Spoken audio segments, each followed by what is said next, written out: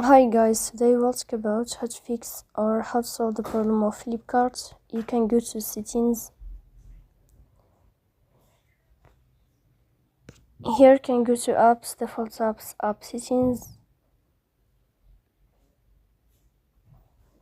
When above you can search about Flipkart and you will enter.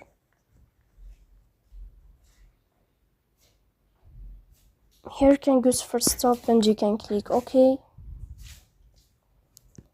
And then you will enter to the window of storage. Then you can click on clear cache, but pay attention, don't click clear data because that can delete your account. So please don't forget to support us by like and subscribe. See you next time in another video.